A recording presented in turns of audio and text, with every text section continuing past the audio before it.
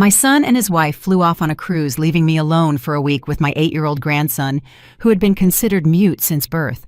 As soon as the lock clicked behind them, he stopped rocking in his chair, looked up at me, and whispered in a perfectly clear, pure voice, "Grandma, don't drink the tea Mama made for you." At that moment, my blood ran cold.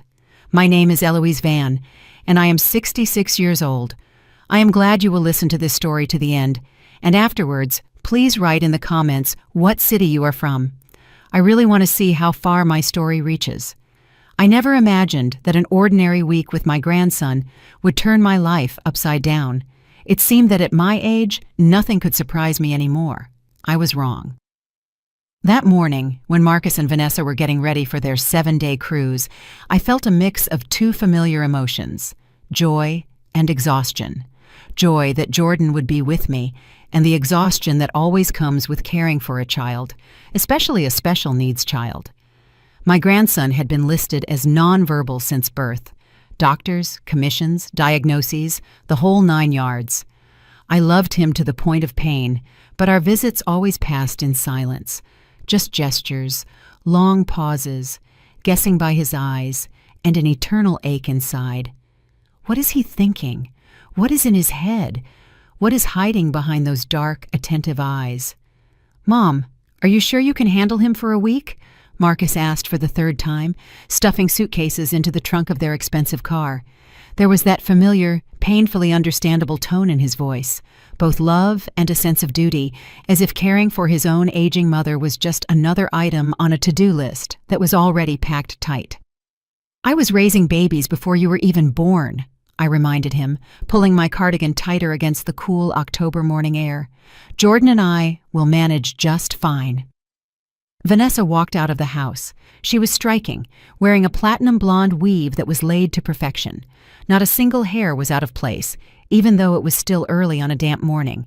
She always carried herself as if the world was obligated to move aside if she needed to pass.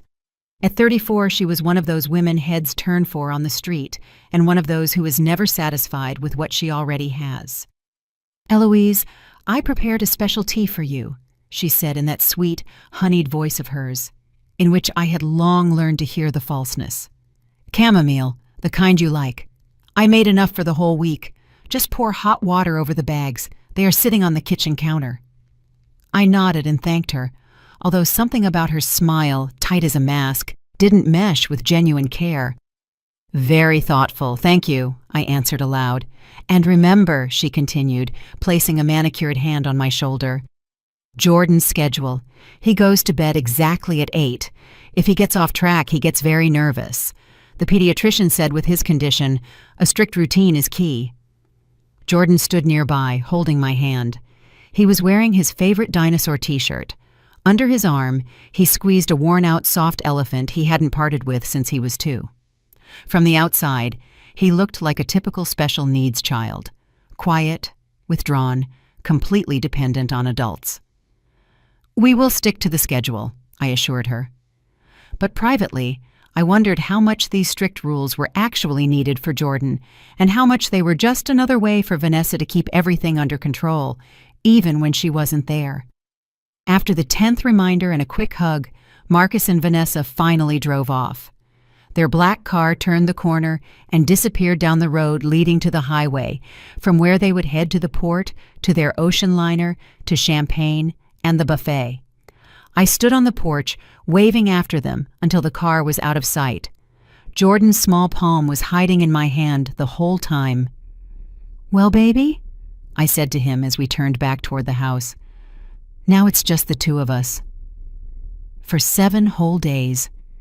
He looked up at me with eyes that were smart, very grown up for his 8 years.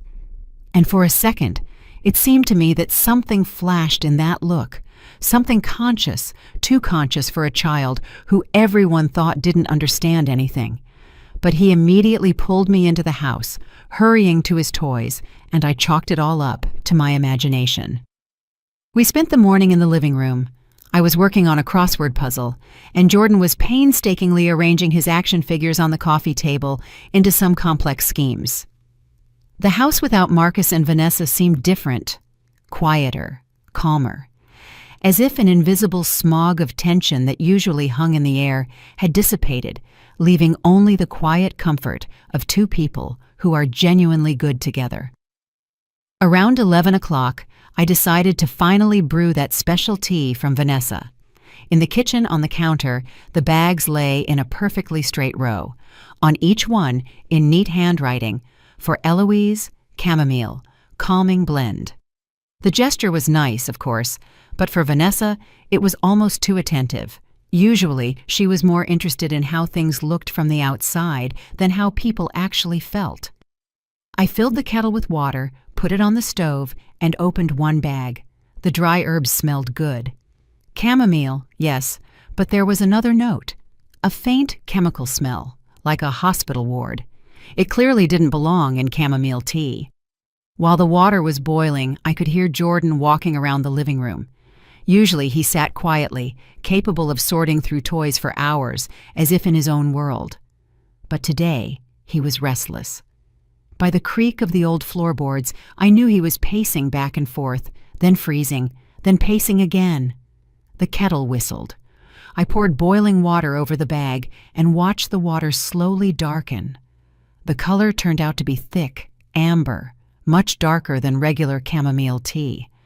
I was already reaching for the honey when suddenly it happened. A sound that nearly made me drop the mug. "Grandma, don't drink the tea." The voice was quiet, but absolutely clear. A completely normal child's voice. I turned around sharply. Jordan stood in the kitchen doorway. He was looking at me with his dark brown eyes so intently that for a second it became hard for me to breathe. For 8 years, this child hadn't uttered a word. For 8 years, I had only imagined what his voice might sound like and what he would say if he could. "Jordan," I whispered, feeling my heart pounding somewhere in my throat. "Was that you speaking just now?" He walked closer, his fists clenched so tight his knuckles turned ashy. "Grandma, please don't drink that tea," he said, more confidently now. "Mama put something in it, something bad." The mug slipped from my hands, hit the tiles, and shattered into pieces. Hot tea splashed across the floor, spreading in a dark stain. The sound echoed loudly in the silence, but I barely heard it. My head was buzzing, thoughts scattering. "You speak?" I squeezed out, sinking onto a chair before my legs gave out completely. "All this time? You could speak?" Jordan nodded seriously and came closer, almost right up to me. "I'm sorry, Grandma," he said quietly. "I wanted to tell you for a long time, but I was scared. Mama said if I spoke to anyone at all, except when she allowed it, something very bad would happen to you." "What do you mean?" I asked, although a part of me was already starting to understand everything. The puzzle pieces were falling into a picture that made me nauseous. "She makes me pretend." Jordan spoke quietly, but his lips were trembling. "When people are around, especially doctors, I have to act like I don't understand anything. But I hear everything, Grandma. I see everything." I reached out to him and pulled him close.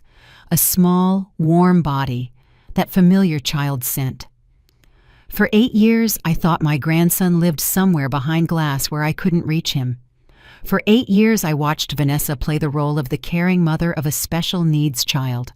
For 8 years, I believed the doctor's reports, the conclusions, the endless courses and consultations. "What did she put in my tea?"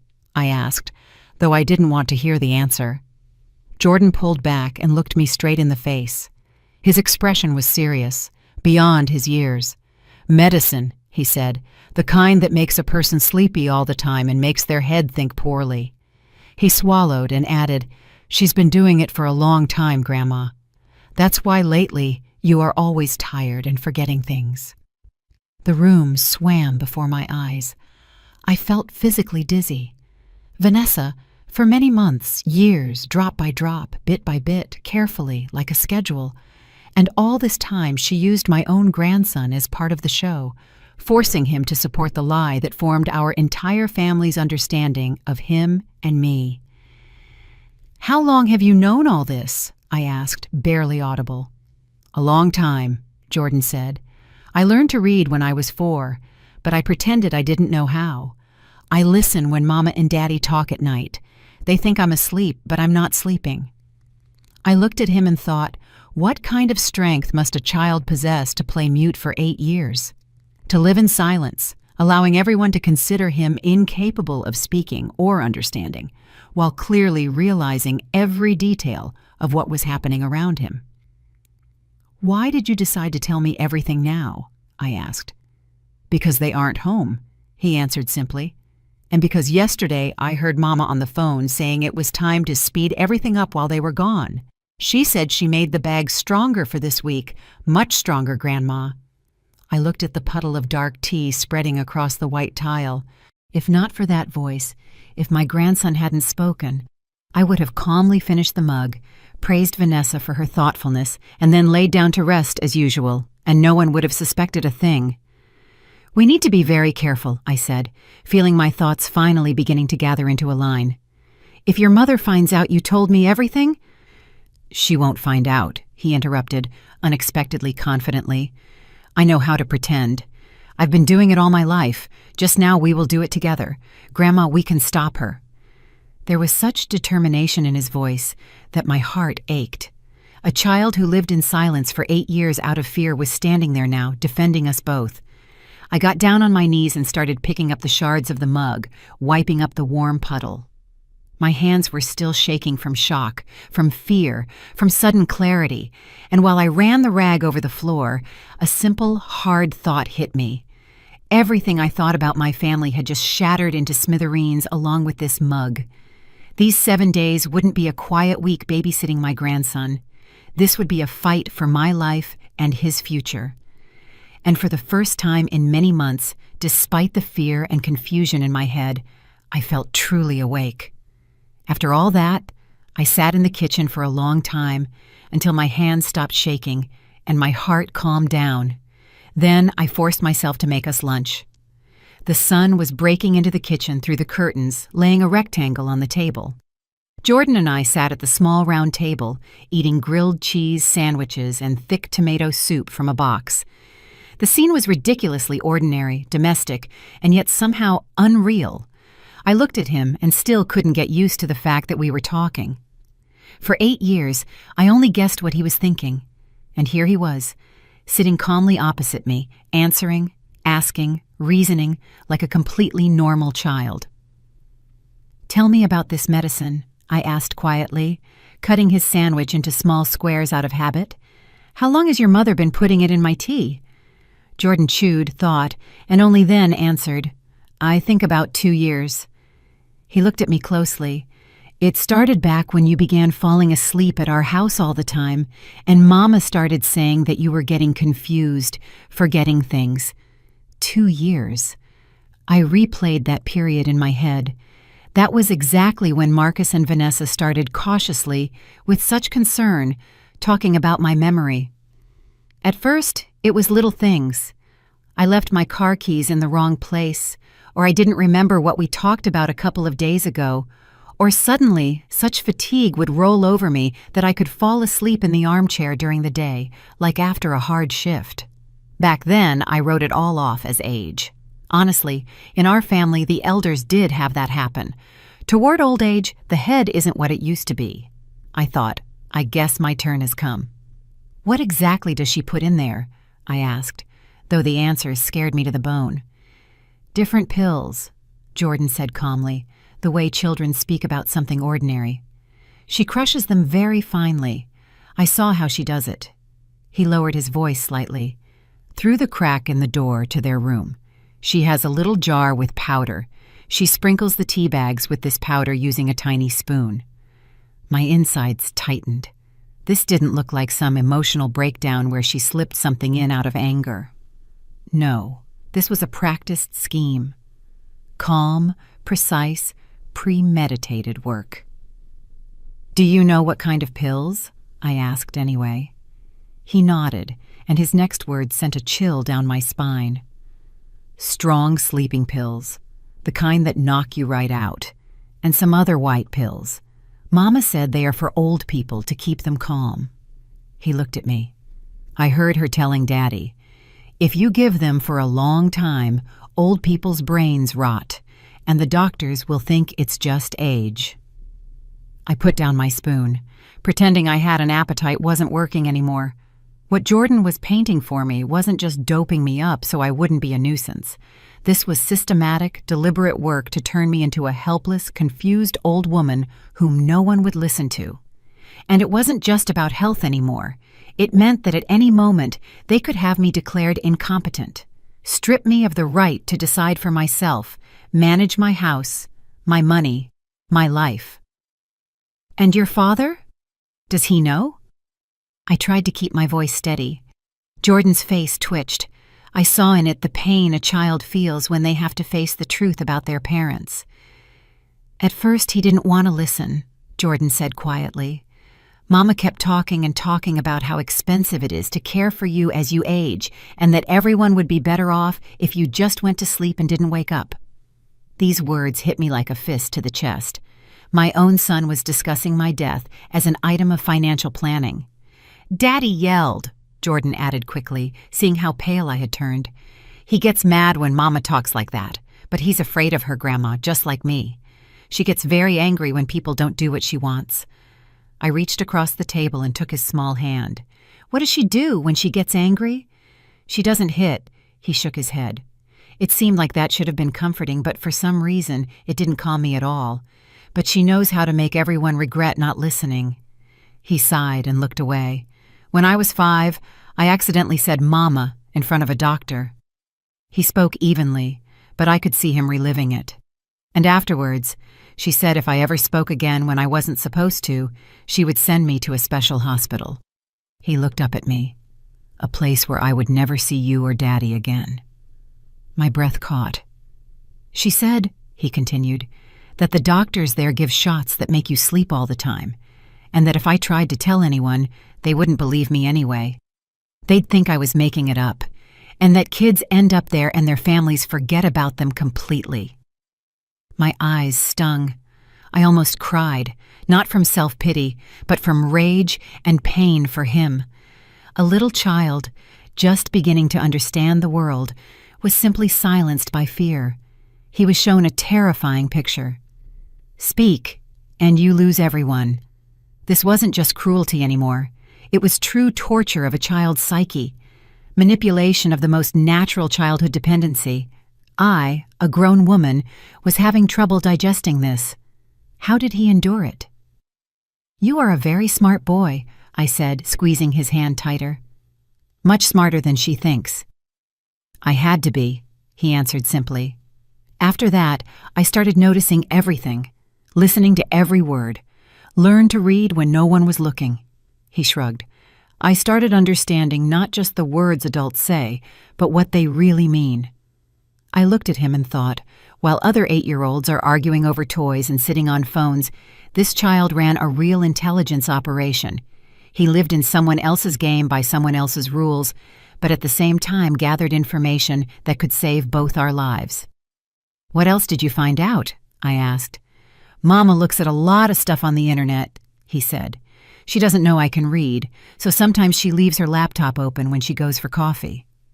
He took a bite, chewed, and only then continued.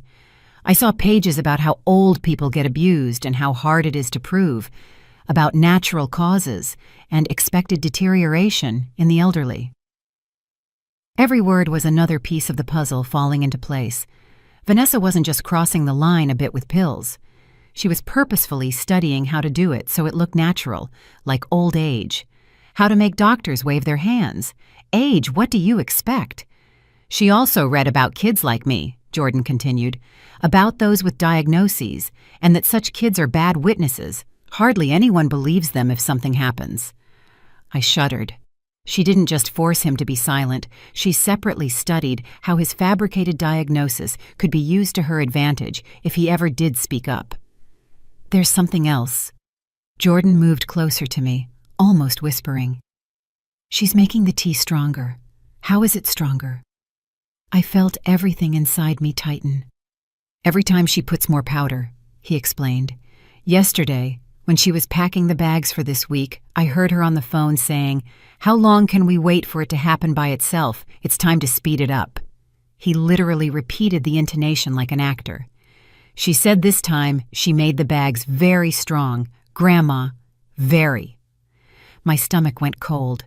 If Vanessa decided to speed up the process, then this week, while she and Marcus were beautifully relaxing on a liner, could very well have been intended as my last. They had an alibi, hundreds of witnesses, cameras, tickets, while I was supposed to quietly pass away in my sleep, in my own home. "Who was she talking to on the phone?" I asked.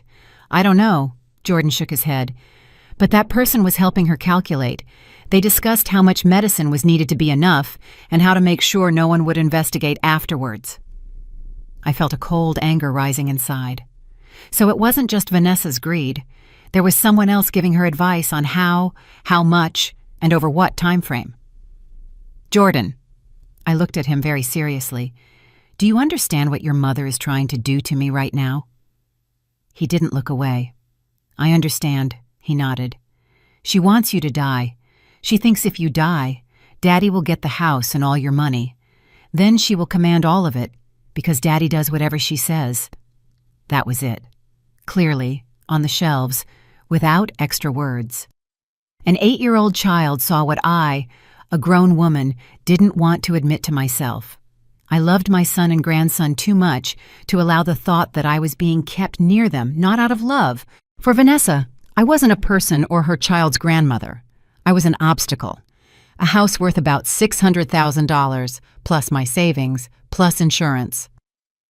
"But she doesn't understand one thing," I said quietly, and a stubborn spark suddenly flared up inside. "I'm not as simple as she thinks, and now I have something she definitely didn't expect from us." "What?" Jordan asked. I smiled at him for the first time in days with a real, living smile. "You," I answered. "You are the smartest and bravest person I know." He was a little embarrassed, but a light appeared in his eyes. Not a child's light anymore, but an adult one. And I realized we would still fight her, and this time I wouldn't be alone. After our conversation with Jordan, I was silent for a long time. I just sat opposite him, listening to him breathe, hearing the spoon hit the bowl. We were both finishing the soup, now cold, and one thought kept circling in my head. Alive, still alive, and I have a chance. "What are we going to do now, Grandma?" he finally asked. I looked at him, small, thin, but with eyes so grown up it was sometimes scary. "First, we will be very careful," I said calmly. "Second, we will document everything, every piece of paper, every word, and make sure that after this week, your mother answers for everything she did to us." "But how?" Jordan frowned. "Adults rarely believe kids, and someone like me, well, the way I'm supposed to be, even less." "Don't worry about the adults," I said. "That's my part, and your job is to keep playing your role." "Which one?" "The one you've been playing for 8 years, I answered quietly. "In front of people, you are the same quiet, non-verbal Jordan. No words, no extra glances. Understood?" He sighed, but nodded almost without a pause. "I know how. I've lived like that all my life."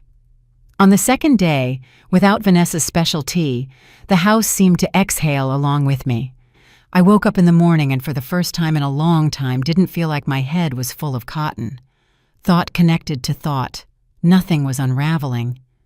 There was none of that sticky fog I had almost resigned myself to, deciding it was age. Turns out no. It wasn't old age. It was the pills.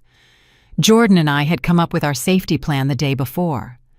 During the day, when someone might look in the window or stop by for business, he was the same child everyone was used to seeing. Quiet, distant, immersed in his toys. No words, no reactions. But as soon as we were alone and the doors were locked, he was the real Jordan again, with his questions, thoughts, fears, and with that mind his mother so diligently hid from the world. In the morning, we sat in the kitchen. I poured him hot chocolate. For myself, regular black tea, this time from a new box I had bought myself at the nearest corner store. Jordan crumbled a biscuit into his mug, swung his legs under the chair, and suddenly said, "Grandma, I need to show you something, but very carefully." "Show me what?" I became alert. He looked around, even though we had already checked that no one was home, and whispered, "Mama's papers, the stuff she printed from the internet. She hid them in my room. She thought I couldn't read and no one would find them." My heart gave an unpleasant jolt. "Let's go," I said. "Just stay calm." We went upstairs to the small room that Marcus and Vanessa called the guest room, but in fact, it had long become Jordan's when he stayed with me. On the wall were the same dinosaur wallpapers I had put up when he was 4. Back then, I hoped it would somehow stir him, make him talk. Now, these painted beasts seemed like witnesses who saw much more than I did. Jordan walked to the dresser, carefully moved a stack of folded clothes. Under the t-shirts, wrapped in an old swaddling blanket, lay a thick yellow folder. He picked it up with such seriousness, as if he were holding not paper, but evidence in some major case. Essentially, that's what it was. "She looks in here sometimes," he whispered. "She thinks I just like messing with this blanket because it's soft, but I checked to see if she moved the papers." He handed me the folder. I sat on the bed. He sat next to me. The first sheet was a printout from a medical website, the headline in large font, "Signs of Natural Memory Decline in the Elderly." Some paragraphs were highlighted with a yellow marker.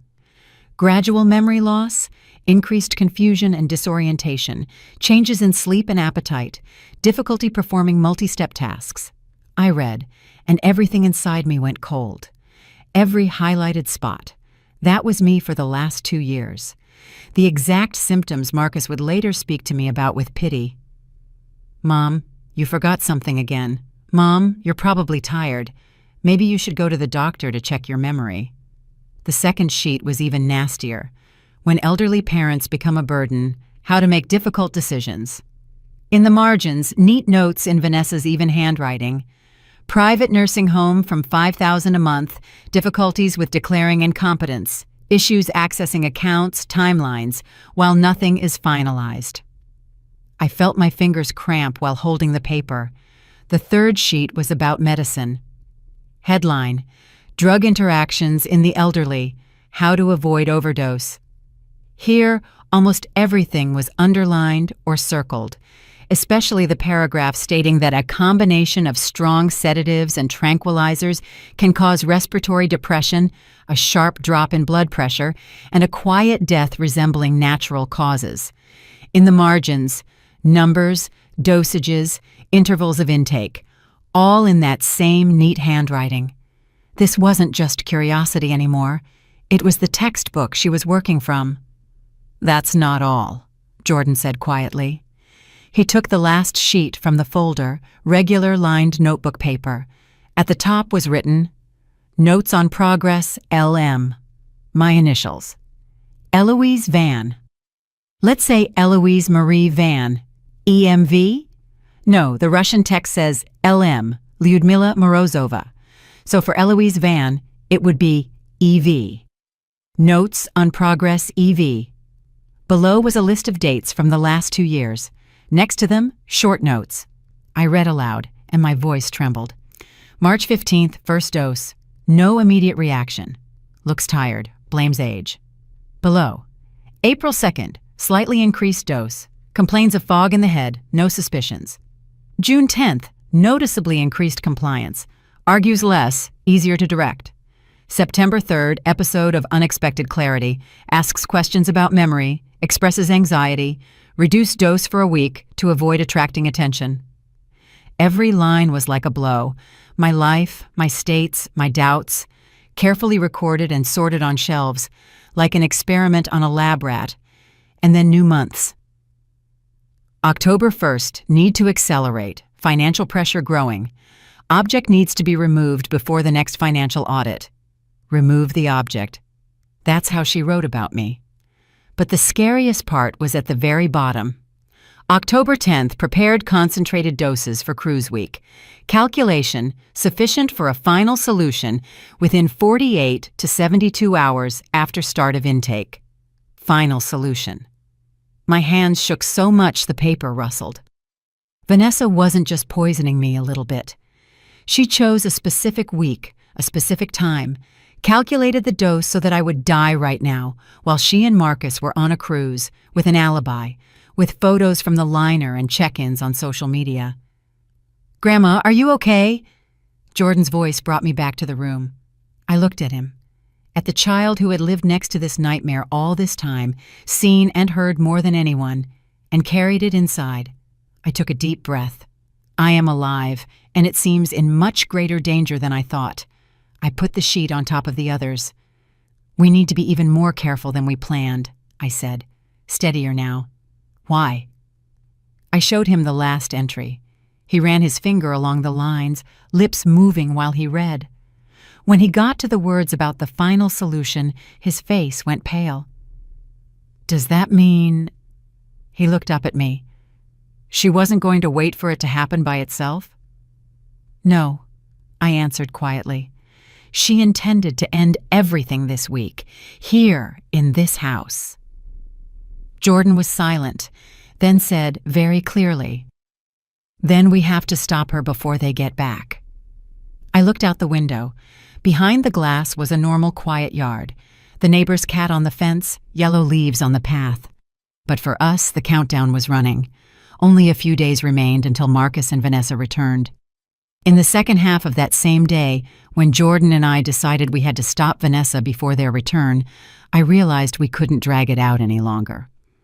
While he was sleeping in his room, for the first time in a long time, a normal child's sleep without a pill fog, I sat in the kitchen by the phone and began making calls on which our lives depended. First, I called my lawyer, Margaret Sterling.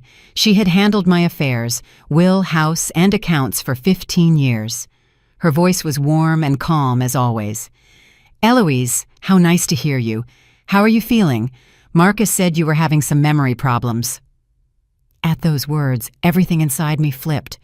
So he discussed my senile confusion not only with doctors, but with the lawyer too, preparing the ground in case they needed to declare me incompetent.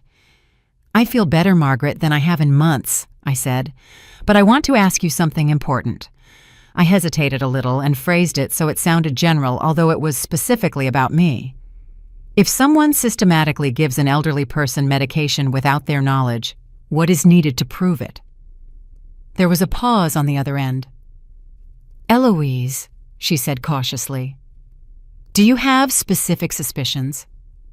"It's possible," I answered, "but I don't want to give details over the phone. Just know that I will likely need your help soon." "I understand," Margaret said. "In that case, the strongest evidence is medical tests, the presence of drugs in blood and urine that no one prescribed to you, plus papers showing intent, notes, printouts, calculations, ideally, of course, video." I immediately thought about how there were no cameras in the house, and it was too late to install them now. "What about audio?" I asked. "If the person says what they are doing themselves?" "In many cases, recordings of conversations are accepted too," she answered. "Depends on local laws, but at a minimum, it is strong additional evidence. Eloise, if you are in immediate danger, you need to call the police, not me." "Right now, nothing threatens me," I said honestly. "As long as I don't drink anything Vanessa prepared, I'm safe. But soon I will need to act fast. Please be ready." We said goodbye, and I immediately dialed the number of my doctor, Dr. Caldwell, whom I had seen for many years. "Doctor," I said when she picked up, "I want to talk about the memory problems I've had the last 2 years. Tell me, could that be not age but medication?" "It certainly could be," she answered immediately. "Especially in the elderly, a combination of sleeping pills, sedatives, sometimes even vitamins gives a picture similar to dementia. Did you take something new?" "That's just the thing," I said. "I'm not sure I was taking only what was prescribed to me. If I want to check if there are extra drugs in my blood, what needs to be done?" "A complete blood count with an expanded screening for drugs and toxicology, plus urine," she explained calmly. "But the timing is important here. Some substances leave the system quickly. Eloise, do you suspect someone is spiking your drink?" "It's possible," I answered. "Can you run the tests if I come in tomorrow morning?" "Of course," she said without hesitation. "I'll ask the nurse to put you in for the earliest slot, and also—" Her voice became serious. "If suspicions are confirmed, this is no longer medicine but a criminal case." I hung up, feeling both the chill of realization and a new, long-forgotten vigor. For the first time in a long time, I had not only fear, but a plan. Jordan and I had already found Vanessa's papers, discharge summaries, her notes. Soon there would be tests. One piece of the puzzle remained: make her say too much herself.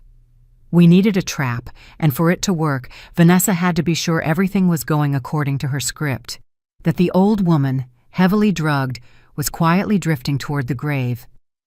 When Jordan woke up, I sat next to his bed and calmly explained everything. We need not only papers and tests, we need her to spill the beans herself, and for it to be recorded. He listened seriously, not like a child. Then he nodded. She calls today. Why are you so sure? She always calls on the second day, he said. Checks how the process is going. He said it just like that, almost with the same tone she used on the phone. Well, that's excellent, I said. That means tonight we will put on a little show for her. You act as usual. I act a little worse than I really am. By evening, I was already sick of myself from rehearsing. I walked around the kitchen, saying the same thing out loud, trying out how it sounded if I dragged words slightly, if I got confused, if I repeated myself. Jordan corrected me like an experienced director.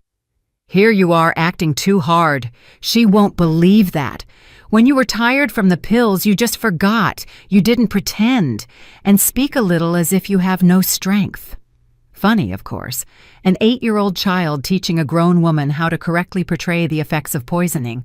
But he really knew better.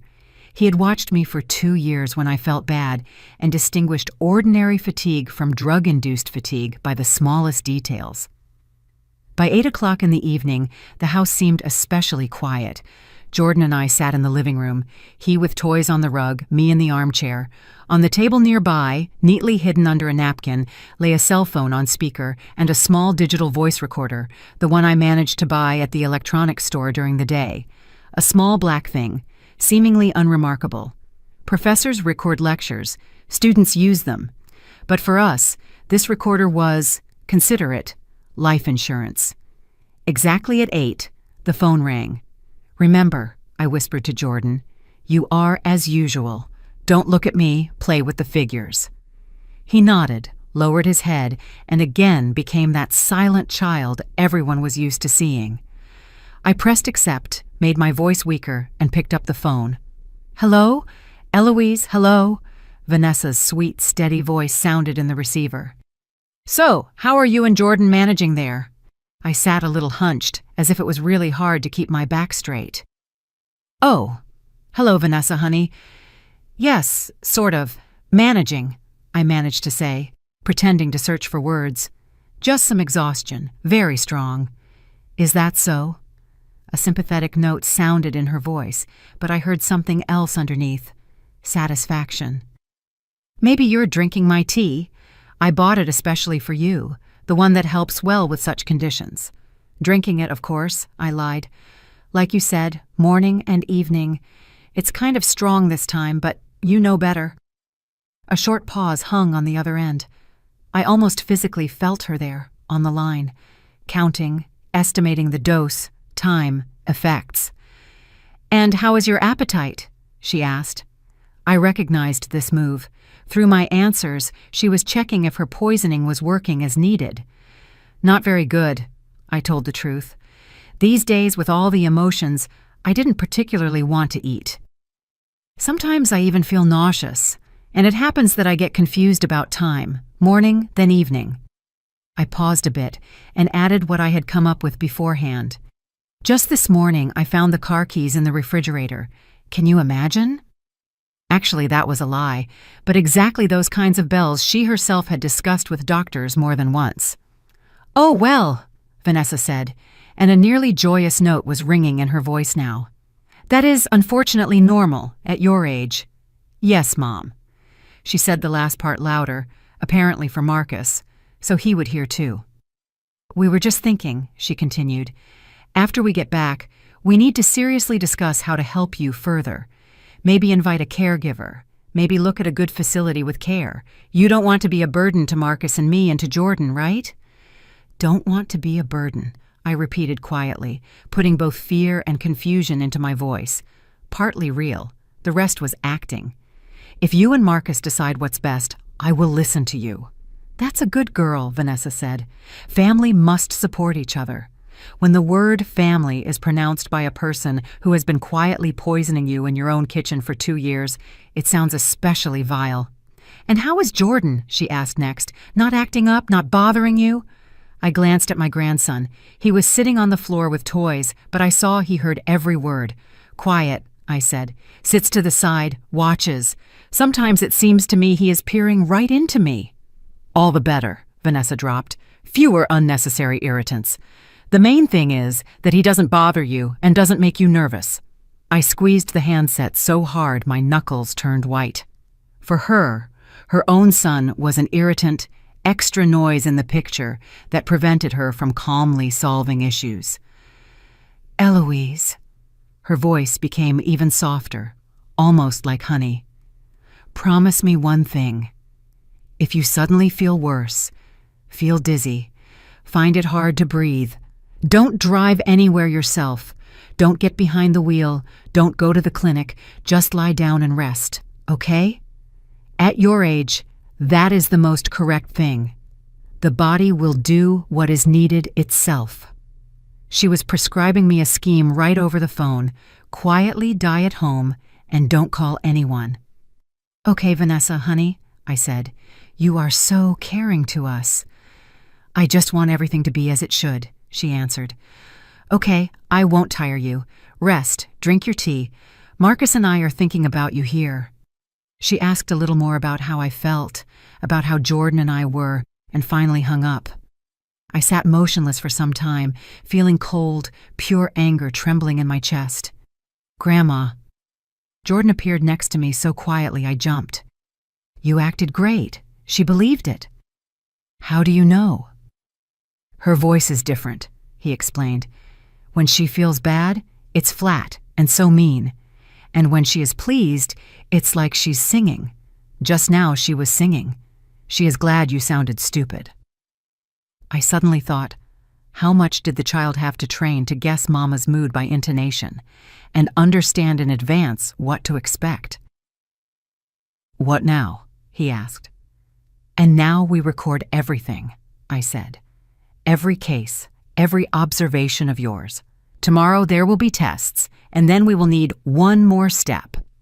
That evening, we sat at the table with a notebook. I asked questions. He remembered by days, by weeks. When did you first see those white pills? When did Mama first talk to Daddy about how expensive it is to care for old people? When did she buy medicine from the neighbor? Who did she talk to on the phone most often when she thought you were sleeping? His memory was amazing. He remembered even such small things as the color of the packaging, the smell of the pills, what words she used. And also, Jordan said when my hand was already tired of writing, Mama has a diary.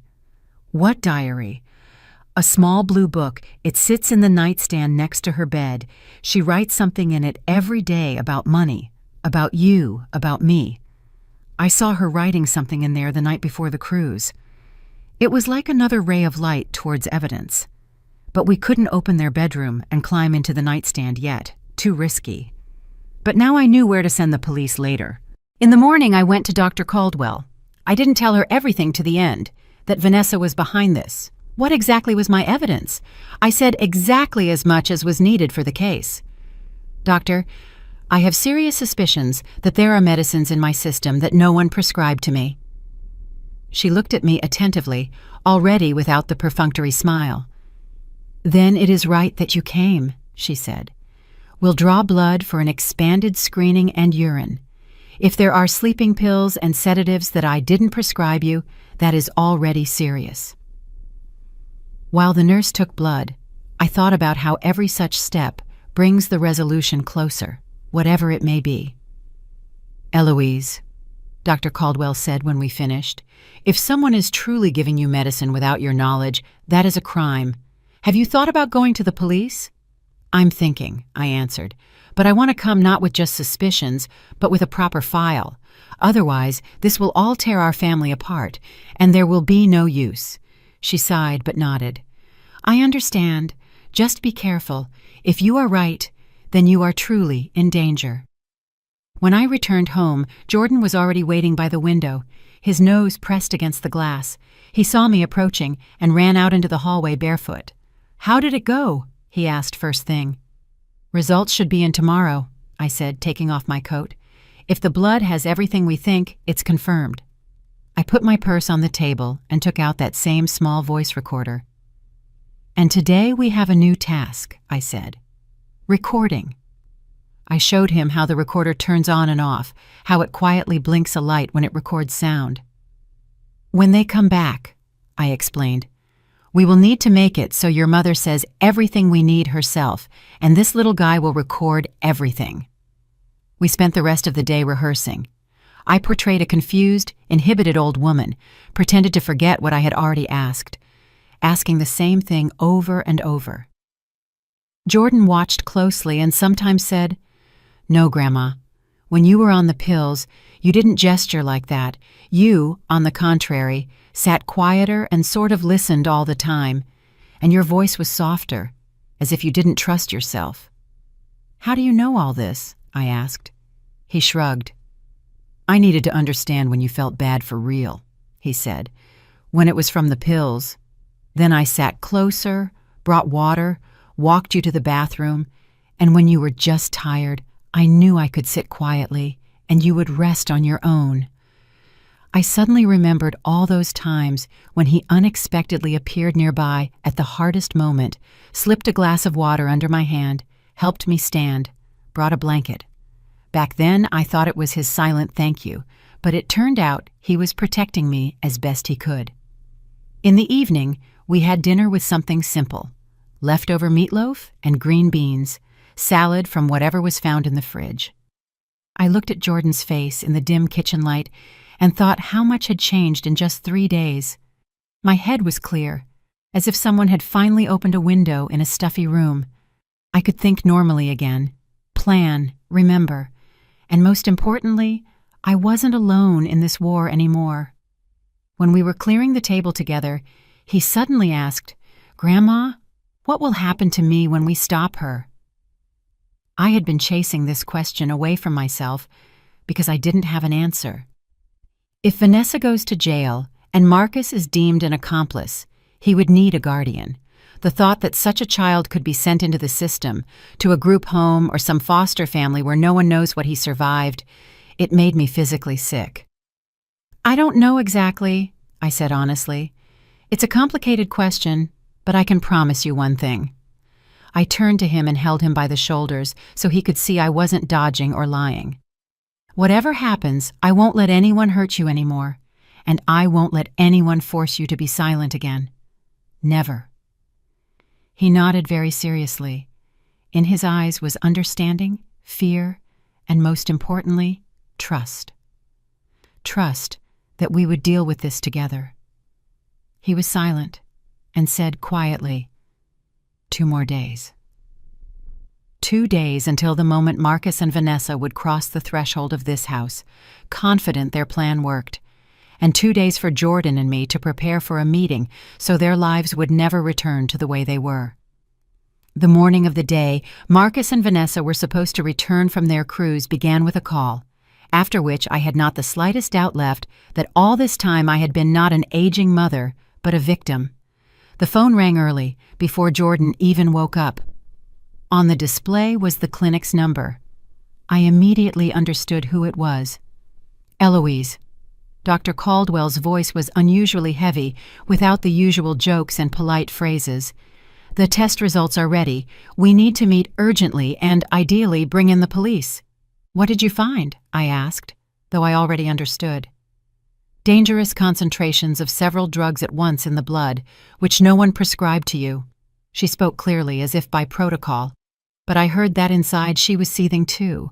Lorazepam, diphenhydramine, zolpidem, all 3 in doses that can cause severe memory impairment, drowsiness, up to respiratory arrest.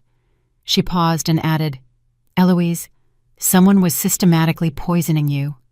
The word poisoning sounded like a verdict, although honestly, the verdict for me wasn't even that, but that specific people stood behind that word, my family.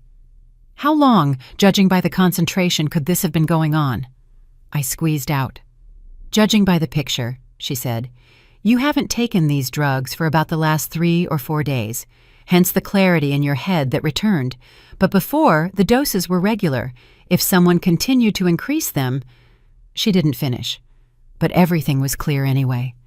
It could have ended fatally, she said anyway, and it would have looked like natural death due to age and a weak heart. I squeezed the phone so hard my fingers turned white. Doctor, I said quietly, are you ready to confirm all this officially? Of course, she answered firmly. I already prepared the discharge papers and was going to call the police myself if you hadn't gotten in touch. But since you have the situation under control, let's agree like this. I will be available, and you try not to be left without protection today. I'm not alone, I said. I have Jordan.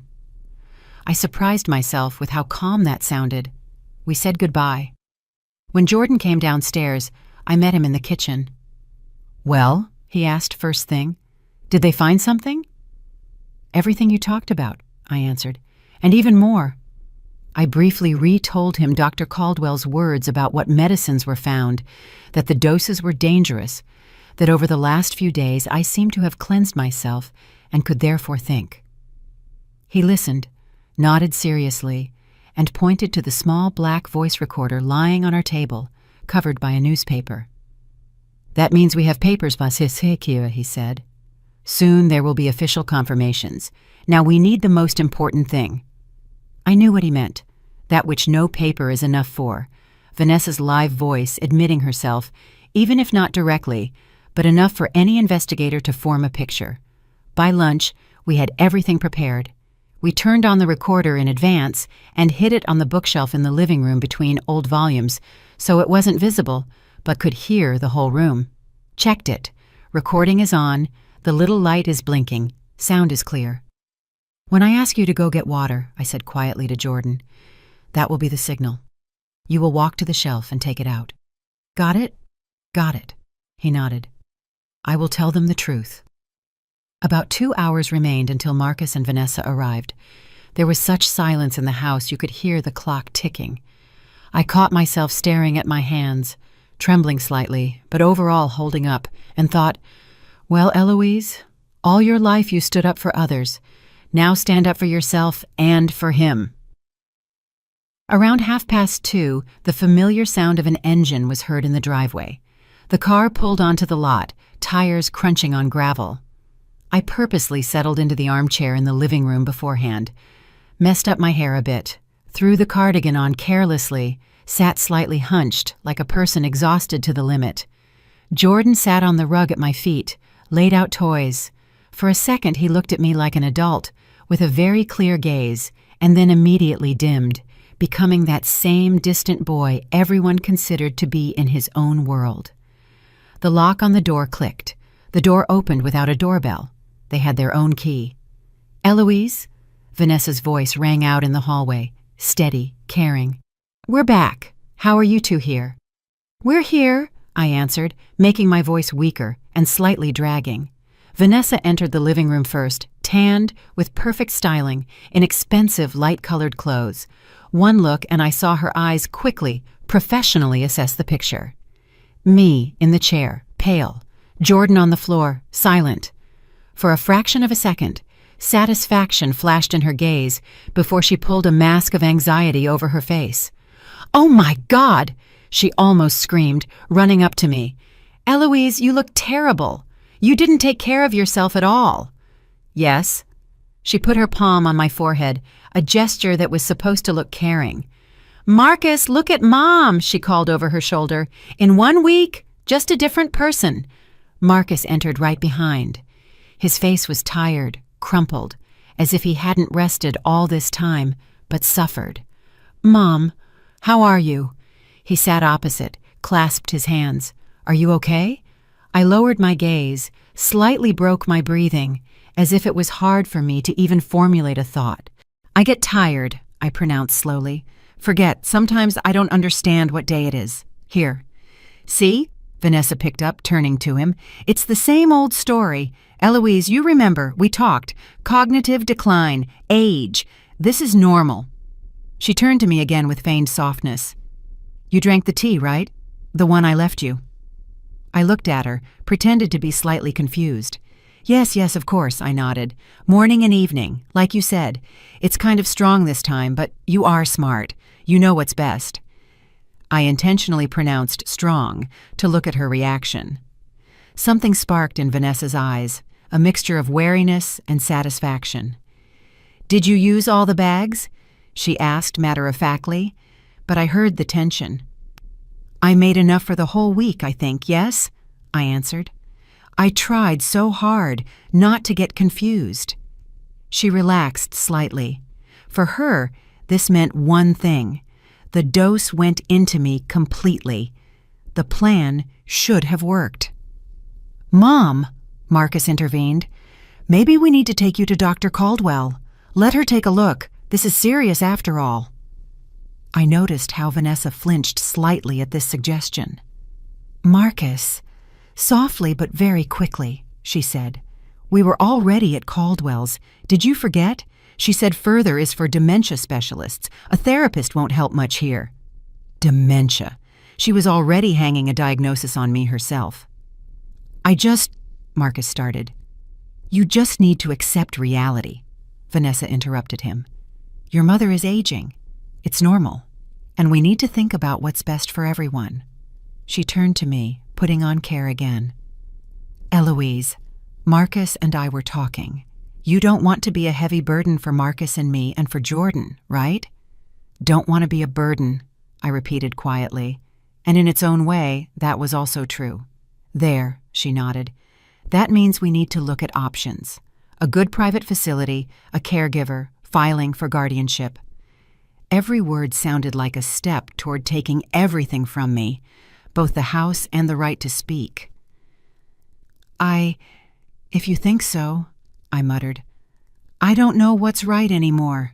We know, she said quickly. We will do everything as needed.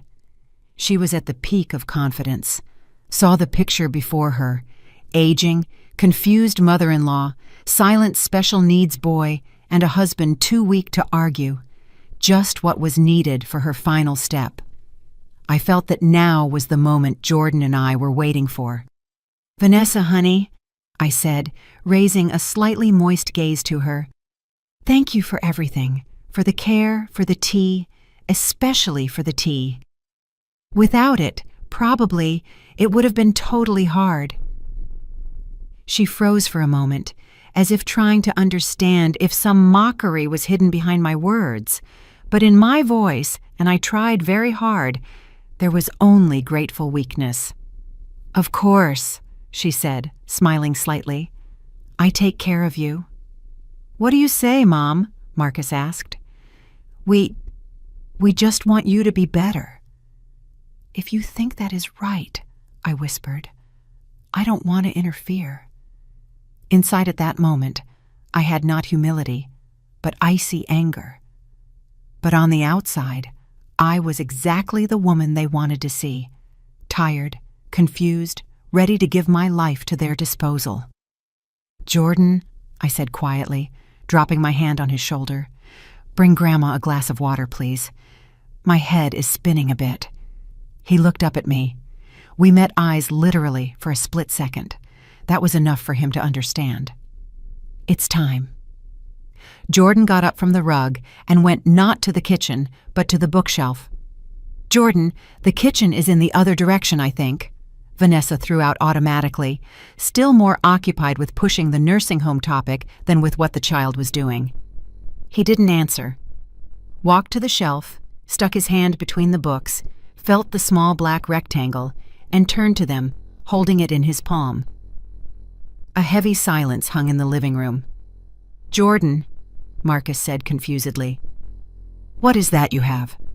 And then my mute grandson spoke aloud in front of his parents for the second time in his life. This is a voice recorder, he said calmly. I am recording on it, for Grandma everything Mama said, about the medicine in her tea. Vanessa froze as if she had been hit. Her face went white, lips twitched. Marcus looked at Jordan as if seeing him for the first time in his life. "What did you say?" He exhaled. "This is a voice recorder," Jordan repeated calmly. "I am recording everything for Grandma, including how Mama talked about the drugs she puts in her tea." The silence in the room became simply ringing. "This is nonsense," Vanessa almost hissed, coming to her senses. He can't speak." She looked at Marcus as if expecting support. "You know yourself. Doctors said severe developmental disorder. I can speak," Jordan interrupted her. His voice trembled but held. "Always could. You just forbade me to do it." Marcus stumbled over his own thought. "Jordan, son, you've known how to talk for a long time. All my life," he said simply, and walked closer to me. "I said Mama in front of a doctor when I was 5. And then she said if I said even one more word in front of people, they would send me to a special hospital where I would never see you and Grandma again." He spoke, and everything inside me clenched.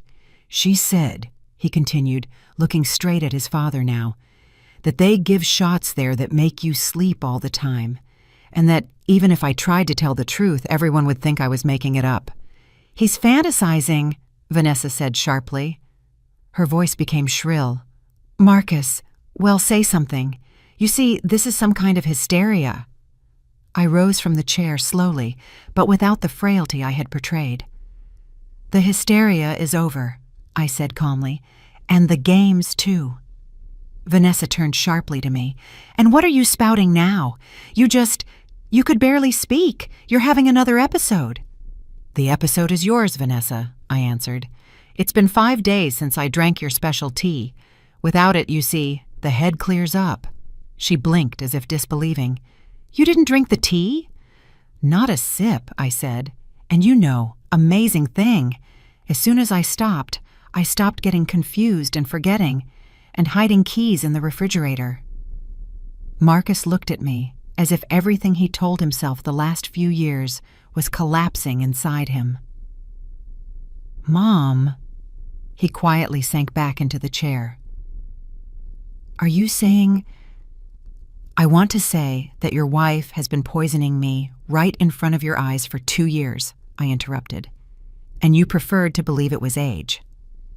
"That's a lie," Vanessa cut off. You're having another episode. Old people often make things up, and She nodded at Jordan. "A child with a diagnosis. No one will believe the two of you." "A child with a diagnosis," I repeated calmly, "who taught himself to read at 4 years old, listened to your conversations at night, and collected your papers while you thought he was in his own world." I reached into my cardigan and pulled out the folded folder with the sheets Jordan and I found in his room, unfolded it, looked Vanessa straight in the eyes, and began to read. "October 10th, prepared concentrated doses for cruise week.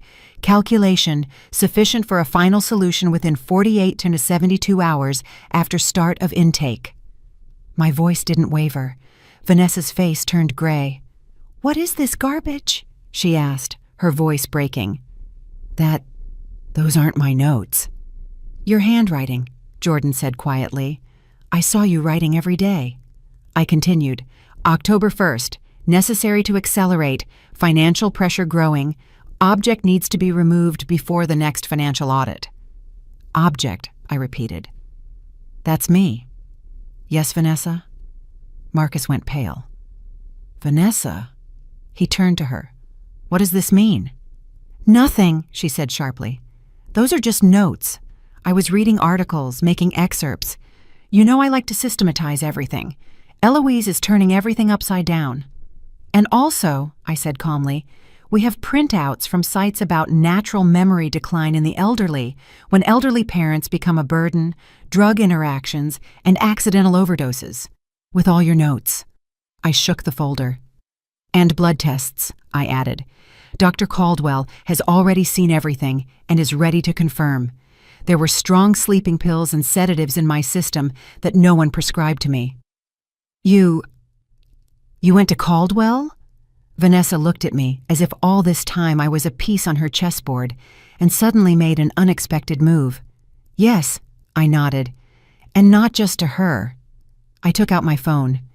And we also have a voice recorder where my mute grandson speaks quite legibly, and where you can be heard discussing doses and deadlines on the phone. That's illegal! Vanessa exploded. You can't just record people. It proves nothing. She didn't look like that soft, sweet Vanessa she showed the world anymore. Now another woman stood before us, angry, cornered. But Detective Miller, I said calmly, and the district attorney will be very interested to look at your papers, listen to the recordings, and compare them with the test results. I started dialing the number I had entered in advance, the police station. You aren't calling anywhere. Vanessa exhaled and suddenly lunged not at me, but at Jordan. She rushed forward, hand outstretched toward her grandson, either for the recorder or simply to grab him and shut him up. But I stood between them as quickly as, honestly, I didn't expect from myself at my age. Just try touching him, I said quietly, but in a way that she stopped. You broke him enough. For a second, we stood almost nose to nose. I saw in her eyes not only anger, but fear. Real animal fear. Somewhere in the background, Marcus finally tore himself from his spot. Enough, he shouted. Both of you shut up. He shifted his gaze from me to Vanessa, then to Jordan. I don't understand anything. Mom, do you really think Vanessa wanted to harm you? I don't think, I answered. I know, and I have proof. I pressed the call button anyway. Hello, police station, I said, not taking my eyes off Vanessa. This is Eloise Van. It seems my daughter-in-law tried to poison me. I have tests, papers, and a recording of the conversation on hand. Yes, the address is... Vanessa listened to me calmly dictating the address. Her face became hard as a mask. You won't prove anything anyway, she hissed when I hung up. An elderly woman with decline, a child with special needs. Who will listen to you at all? We'll see, I said. Dr. Caldwell, Lawyer Sterling, your diary in the nightstand, and Miss Hattie from the pharmacy down the street, from whom you kindly picked up pills. I think the detective will have plenty to do. Vanessa twitched when she heard the neighbor's name.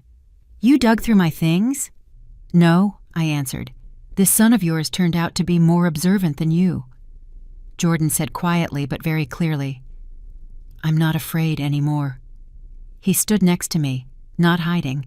At that moment, a distant siren wail was heard outside the window. It was getting closer. After that day, when sirens wailed in the yard and people in uniform entered the house, life split into before and after. The before had already been dissolving little by little in a medicinal fog anyway, but the after began for real 9 months later, when Jordan and I stood in my kitchen rolling out cookie dough. Sunlight fell on the table in a strip. Flour was on everything, on him, on me, on the counter. A normal picture, Grandma and grandson baking cookies, and only the two of us knew how much blood and nerves stood behind this normalcy. Can I pour the vanilla now? Jordan asked seriously, holding a small bottle like some laboratory test tube. Just don't overdo it, I said, and caught myself still being surprised every time. He asks, clarifies, comments, objects. A child who was considered mute for 8 years. Over these 9 months, we never got used to the silence without Vanessa, but I willingly accustomed myself to it. The trial was heavy. Even remembering it is unpleasant to this day. Lawyers, investigators, endless papers, psychiatric evaluations, recordings from the voice recorder where Vanessa discusses doses and speeding up the process almost in plain text. Receipts from pharmacies where strong drugs popped up that no one prescribed to me. Dr. Caldwell calmly listing point by point what was found in my blood, what doses, what this could have led to. And separately, their attempt to blame everything on age, on my suspiciousness, and on the child's peculiarities. But when psychologists examined Jordan and came out into the hall with the conclusion that the boy not only speaks, but is ahead of his peers in development, Vanessa's defense essentially had the ground cut from under their feet. Turns out, Forcing a child to pretend to be sick isn't the best idea if everything is revealed later. The judge sat, listened to all these stories, flipped through her diary where I was listed as an object, and at some point simply asked, "Do you understand," he addressed Vanessa, "that you are not alone on the defendant's bench? Here is also a mother who poisoned her mother-in-law for years, and a mother who forced her own son to live in fear and silence." She had no answer. In the end, she got 15 years. Attempted murder, elder abuse, child endangerment. The judge was especially enraged that she positioned herself as a caring guardian all this time. The court didn't jail Marcus, but battered him heavily. He was found guilty of essentially turning a blind eye to what was happening. He cooperated with the investigation, told everything, admitted he didn't want to fully believe the truth, even though it was banging on the door. Instead of prison, he was assigned 5 years probation and mandatory psychotherapy for a father who couldn't protect either his mother or his son. He made the hardest decision later when he voluntarily gave up custody of Jordan in my favor. "Mom," he told me after court, when we were sitting in the corridor on hard benches, "I understand that right now the best adult in his life is you. I don't have the right to drag him back to where all this happened to him." His eyes were red, voice cracked. I looked at him and thought that I love him anyway, no matter what. But forgiving so quickly won't happen. Custody paperwork took several months, but in the end, the paper is in our hands. I am the official guardian. The fear that he would be sent to an orphanage or somewhere to a foster family is gone. Other fears remain, but we closed this main one. "The psychologist said I'll catch up with the school program by next year," Jordan informed me, carefully pouring vanilla into the bowl. "And that my head works even better than many kids. Just didn't let me talk and go to school normally." I chuckled. Well, about the head, I knew without a psychologist. He smiled but quickly became serious. "Dr. Martinez said I am very resilient," he added, "like withstood a lot." "Withstood," I agreed, stirring the dough. "More than adults withstand sometimes." He and I go to this same Dr. Martinez once a week. She doesn't just work with him. She explained a lot to me, too. For example, that I couldn't protect Jordan better while I was barely living in a fog myself. That I will have guilt anyway, but it doesn't change the facts. We were both victims of the same woman. Sometimes I sit on her couch, listen to her explain in a calm voice about trauma, boundaries, responsibility, and I think, strange time, sitting at a psychologist's and learning to be a grandmother anew. Financially, we managed too. The money Vanessa counted on after my death is now working against her plan. Part goes to treatment, Jordan's classes, lawyers, all of this. The house stays with me. The will is rewritten, so Jordan won't be left with nothing, even if I'm gone. "Grandma," his voice brought me out of my thoughts, "do you think Daddy will come again?" It wasn't the first time he asked like that. Over these 9 months, Marcus visited only twice, sat on this same kitchen stool, twisted a mug in his hands, tried to say something, apologized, stumbled over words. Jordan talked to him politely, but kept guarded, like with a stranger. I sighed. "I don't know," I answered honestly. "It's very hard for him to look at himself right now. He was supposed to protect you, and it didn't work out. That's hard to admit." "I don't hate him," Jordan said unexpectedly, licking the spoon. "Just sorry he turned out to be weak." I looked at him, small, covered in flour, in an old t-shirt, but speaking like an adult who already understood more about people than many at 40. "Weakness comes in different forms," I said. "You are strong in your own way, and he now has to learn a different strength, to honestly admit that he turned away all this time." Jordan was silent, then asked quietly, "What if he comes one day and says he wants to take me back?" I wiped my hands on a towel, looked at Jordan, and realized there was no getting away from this question. Sooner or later it would have sounded anyway. "What if he comes one day and says he wants to take me?" he repeated, looking straight in the eyes, not like a child. I was silent for a bit. Running from the conversation means leaving him alone with fear again. "Look," I said calmly, "by law, You are under my guardianship right now. There are papers, signatures, court decisions. He can't just come, take you by the hand, and lead you away. For that, he has to prove he changed himself, that he can be responsible for you, that you will be better and safer with him. Jordan thought, picking at the dough with a spoon. Will you let me go? A simple question, but everything inside me tightened. If I see that he truly became a different person, I said honestly, and if you want it yourself, we will discuss it. Not in one day, not rushing, but calmly and with your psychologist. I put my hand on his shoulder. But one thing I definitely won't give him ever: the right to force you to be silent. That was taken from us once, and there won't be a second time. He nodded, sighed, somewhat relieved, and returned to the bowl. Okay, he said quietly. Then let him cure himself first, and then think about what to do with me. A couple of days after our cookies, Margaret Sterling, my lawyer, called. We are almost on a first-name basis with her. We've been through so much. Eloise, she said in a businesslike but warm voice, wanted to notify you personally. Vanessa's appeal was denied. I sat down on a stool. Seemed everything was already decided, but still something twitched inside. So that's it? I asked again. The decision stays as is? Yes, she confirmed. 15 years remain 15.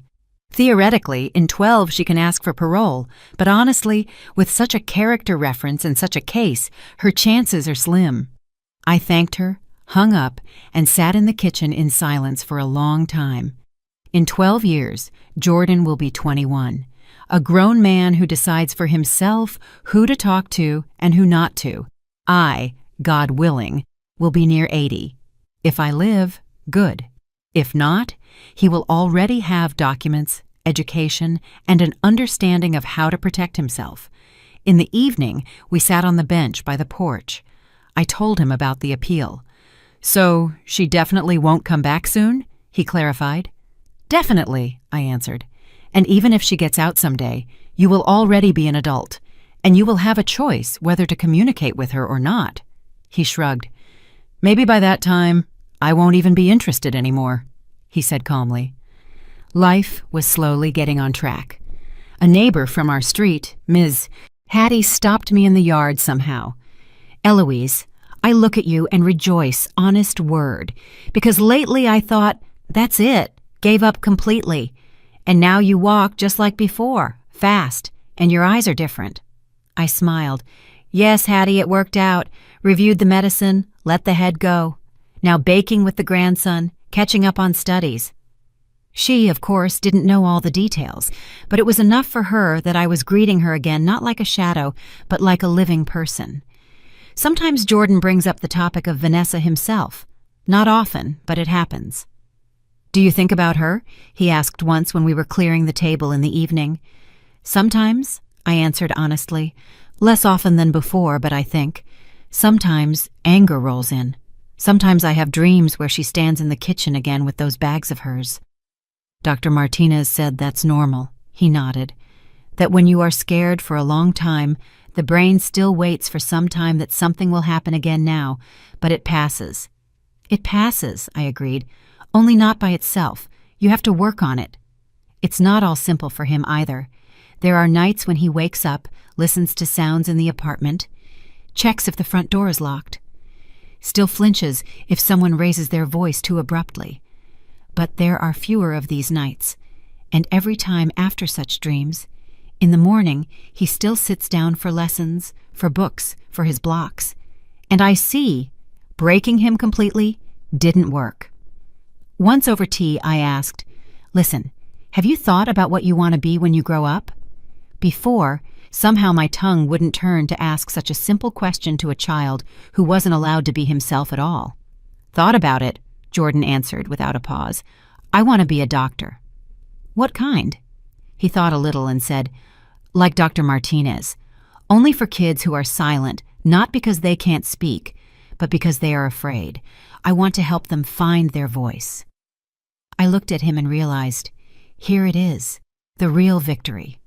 Not that Vanessa is sitting in jail, and not that I kept the house, but that a child who was forced to live a stranger's role for 8 years wants, growing up, to help others climb out of similar pits. Good profession, I said. Hard but necessary. Will you help me study? He asked. As long as I breathe, I will, I answered. And further, I already arranged everything so you have money for both school and life. He nodded and, strangely enough, didn't ask about further.